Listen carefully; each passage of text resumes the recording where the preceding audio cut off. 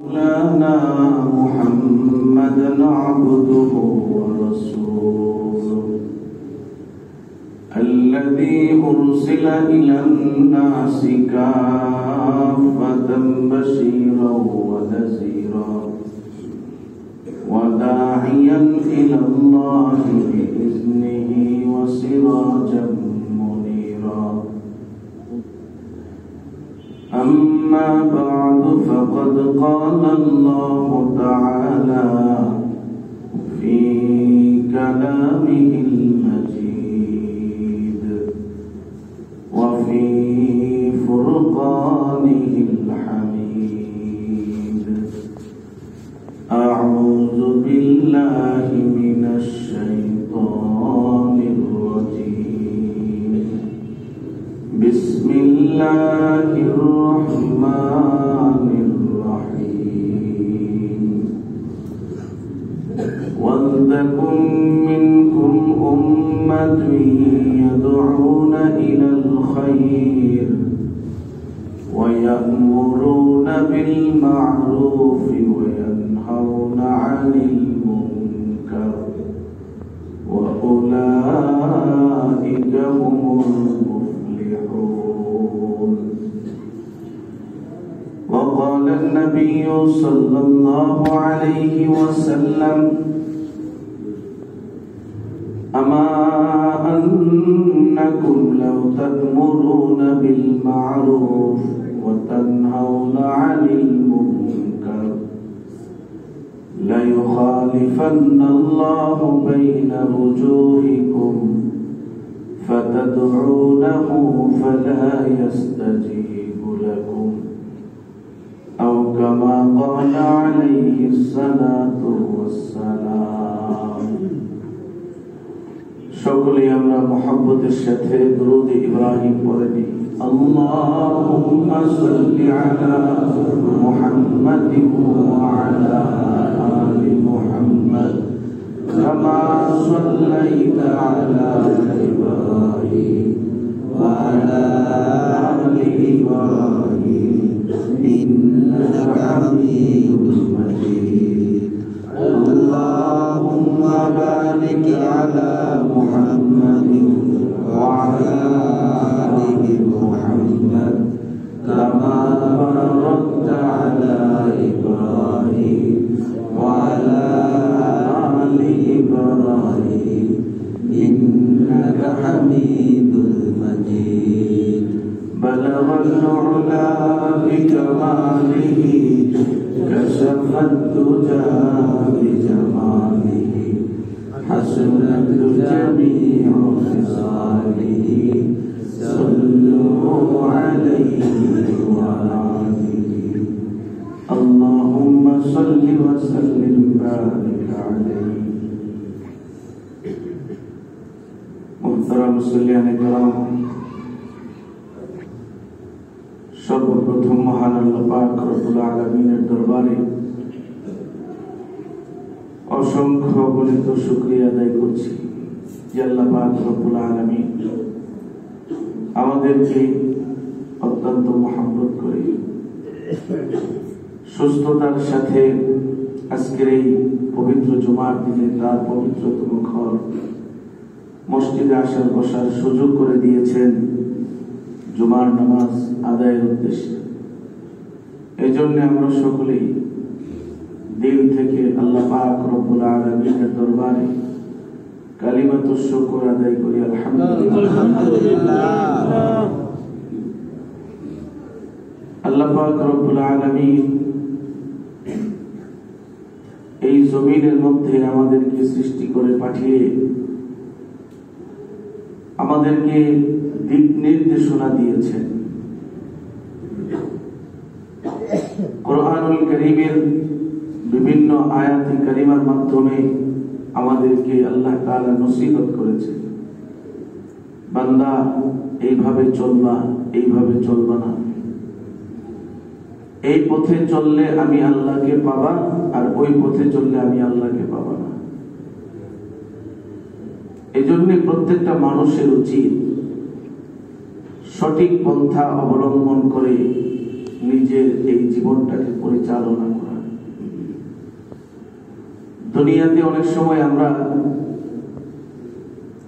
এইরকম একটা হীনমন্যতায় ভুগি, কয় আমি তো আলেম না, তো আমার এত বিচার হবে না। আপনি আলেম না এই অজুহাত দিয়া আল্লাহর আদালতে ছাড় পাবেন না। কারণ আপনি যদি দুনিয়াতে ব্যবসা বাণিজ্য ভালো বুঝেন, আগুন পানি পার্থক্য করার যোগ্যতা রাখেন, কোনটার মধ্যে কাজ করলে আপনি লাভবান হবেন, কোনটার মধ্যে আপনি ক্ষতিগ্রস্ত হবেন, এখানে যদি যোগ বিয়োগ করে ভালোটারে আপনি পছন্দ করে নিতে পারেন, তাহলে আখিরাতের ব্যাপারে আপনি এইরকম জাহেল মূর্খ সাজার কোনো সুযোগ নেই। কারণ রাসূল করিম সাল্লাল্লাহু আলাইহি ওয়াসাল্লাম ইরশাদ ফরমান, তালাবুল ইলমি ফরিদাতুন আলা কুল্লি মুসলিম, প্রত্যেক মুসলমান তার জন্য ইলম অন্বেষণ করা। কোন ইলম? দ্বীনি ইলম। দ্বীনি ইলম, কুরআন ও হাদিসের ইলম অন্বেষণ করা ফরজ। ফরজ দুই প্রকার। ফরজ কয় প্রকার? দুই প্রকার। একটা ফরজে আইন আর একটা ফরজে কিফায়া। কথা বুঝতেছেন? তাইলে এই হাদিসের মধ্যে যে রাসূল বলেছেন ফরজ ইলম অন্বেষণ করা, এই ফরজ দ্বারা কোন ফরজ উদ্দেশ্য? ফরজে আইন না ফরজে কিফায়া? এজন্য একটু কথাটা একটু বোঝার জন্য বলতেছি। অনেক সময় আমরা শয়তানের ধোঁকায় পড়ে উদাসীনতার জিন্দেগি যাপন করার চেষ্টা করার পায়তারা করি। এটা করা যাবে না। আপনি ইচ্ছা করলেই যেভাবে ইচ্ছা সেভাবে চলবেন, এটা কিন্তু সম্ভব না। কেন? কারণ আপনি মুসলিম, আপনি ঈমানদার, আপনি মুমিন। আপনি ইচ্ছা করলে সুদ খাইতে পারবেন না, পারবেন? আপনি ইচ্ছা করলে মদ পান করতে পারবেন না। আপনি ইচ্ছা করলে অন্যের উপর জুলুম করতে পারবেন না। কারণ ইসলাম আপনাকে ব্যারিকেড দিয়েছে, খবরদার এটা নিষেধ, এটা করলে তুমি আল্লাহর কাছে ধরা খেয়ে যাবে, এটা একটা পাপ, অন্যায়, এই কাজ তোমার দ্বারা সংগঠিত যাতে না হয় এদিকে নজর করতে ব্যারিকেড। তো রাসূল করিম সাল্লাল্লাহু আলাইহি ওয়াসাল্লাম হাদিসের মধ্যে যে বলছেন ইলম অন্বেষণ করা ফরজ, এই ফরজ দুই ধরনের, একটা হলো ফরজে আইন আর একটা হলো ফরজে কিফায়া। ফরজে আইন হলো প্রত্যেকের জন্য ফরজ। নামাজ যেমন ফরজ, আমাকে ইলম অন্বেষণ করা ওইরকম ভাবে ফরজ। ফরজে আইনের সীমাবদ্ধতা কতটুকু? ফরজে আইনের সীমাবদ্ধ হলো যে প্রত্যেক মুসলমান নরনারী তার জরুরি যে মাসলা মাসাইল গুলো আছে, যেমন নামাজ পড়তে কোরআন শরীফ সহিহ করে পড়তে হবে, নামাজের মাসলা মাসাইল কয়টা ফরজ, কয়টা ওয়াজিব, কয়টা সুন্নত, ওযু করতে গেলে কয়টা ফরজ, কয়টা সুন্নত, আপনি গোসল ফরজ হয়ে থাকলে গোসলের ফরজ কয়টা, এই যে জরুরি যে মাসলা মাসাইল গুলো আছে, এগুলো জানা প্রত্যেকটা মুসলমান নরনারীর জন্য ফরজে আইন। কথা আমার বুঝতেছেন? এই হলো বিষয়। আপনি একজন মুসলমান, আপনাকে অবশ্যই এই জিনিসটা খেয়াল রাখতে হবে যে আমি যে ব্যবসাটা করব এটা হালাল না হারাম, এদিকে আমার অবশ্যই জ্ঞান অর্জন করতে হবে। আমি যেভাবে ইচ্ছে সেভাবে ব্যবসা করলে হবে না। এজন্য প্রত্যেক মুসলমান নরনারীর জন্য জরুরি মাসলা মাসাইল, দ্বীনের জ্ঞান অবশ্যই অবশ্যই তাকে অর্জন করতে হবে। এটা ফরজে আইন। আর ফরজে কিফায়া হলো আপনার বংশে, আপনার পরিবারে, আপনার গোত্রে, আপনার গোষ্ঠীর মধ্যে একজনকে আলেম বানানো। কারণ এই আলেম সে পুরা গোষ্ঠীটার নেতৃত্ব দিবে। একজনকে যদি আপনারা আলেম বানান, তাইলে সকলের পক্ষ থেকে জিম্মাদারি আদায় হয়ে যাবে। যেমন জানাজার নামাজ ফরজে কিফায়া, যদি কয়েকজন মিলা জানাজার নামাজ আর পড়ে ফেলে, এলাকাবাসীর পক্ষ থেকে নামাজ আদায় হয়ে যাবে। ইতিকাফ করা ফরজে কিফায়া, মসজিদের মধ্যে, মহল্লার মসজিদে, জামে মসজিদে ইতিকাফ করা ফরজে কিফায়া। যদি কেউ ইতিকাফ না করে, তাহলে কিন্তু পুরা মহল্লাবাসী গুনাহগার হবে। আর যদি একজনে ইতিকাফ করে তাহলে কি হয়ে যাবে, মহল্লাবাসীর পক্ষ থেকে আদায় হয়ে যাবে। এটা হলো ফরজে কিফায়া। ঠিক তদ্রুপ যে একজন আলেম যদি আপনার ফ্যামিলির মধ্যে, আপনার গোষ্ঠীর মধ্যে তৈরি হয়, তাহলে সবাই পক্ষ থেকে সে ফরজে কিফায়াটা আদায় করবে। আর এই আলেমের কাজটা কি?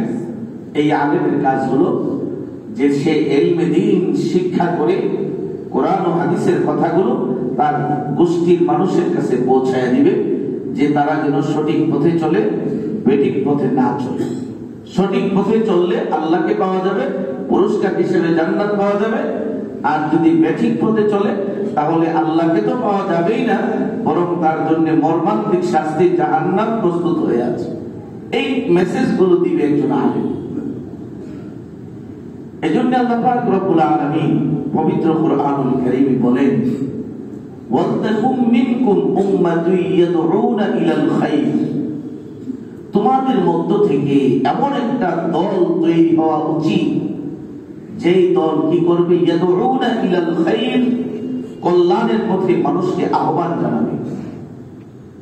এমন একটা দল তৈরি হওয়া উচিত যেই দলটা মানুষকে কল্যাণের পথে আহ্বান জানাবে। এই কল্যাণকর কাজটা কি? ইয়ামুরুনা বিল মারুফ ওয়া ইয়ানহাউনা আনিল মুনকার, সৎ কাজের আদেশ, অসৎ কাজের নিষেধ। ইয়ামুরুনা বিল মারুফ, সৎ কাজের আদেশ করবে, ওয়া ইয়ানহাউনা আনিল মুনকার, অসৎ কাজ, গর্হিত কাজ, অন্যায় কাজ থেকে মানুষকে বিরত রাখবে। এই জামাতের কাজটা হলো যে তারা মানুষকে কল্যাণের পথে আহ্বান করবে, সৎ কাজের আদেশ দিবে, অসৎ কাজ থেকে মানুষকে বারণ করবে।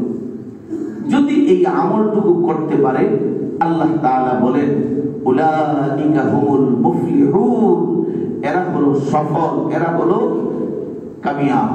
আল্লাহ তাআলার কাছে এরা দামি মানুষে পরিণত হবে। এখন আসেন অন্য আয়াতের মাঝে আল্লাহ তাআলা বলেন, কুনতুম খায়রা উম্মাহ, আমাদেরকে আগে তো অস্পষ্টভাবে বলছে যে এমন একটা জাতি তৈরি হওয়া উচিত, এইভাবে বলছে। অন্য আয়াতে আল্লাহ তাআলা আমাদেরকে ডাইরেক্ট সম্বোধন করে বলতেছেন, কুনতুম, তোমরা, খায়রা উম্মাহ, তোমরা হলে শ্রেষ্ঠ উম্মত। অর্থাৎ উম্মতে মুহাম্মদীকে আল্লাহ তাআলা শ্রেষ্ঠ উম্মত হিসেবে ঘোষণা করেছেন। জোরে বলুন সুবহানাল্লাহ। আমাদের নবী যেমন শ্রেষ্ঠ, তার উম্মত আল্লাহ তাআলার কাছে শ্রেষ্ঠ উম্মত। এই আয়াত প্রমাণ বহন করে আমরা যে শেষ নবীর উম্মত, সেই হিসাবে আমরা অবশ্যই শ্রেষ্ঠ উম্মতের অন্তর্ভুক্ত।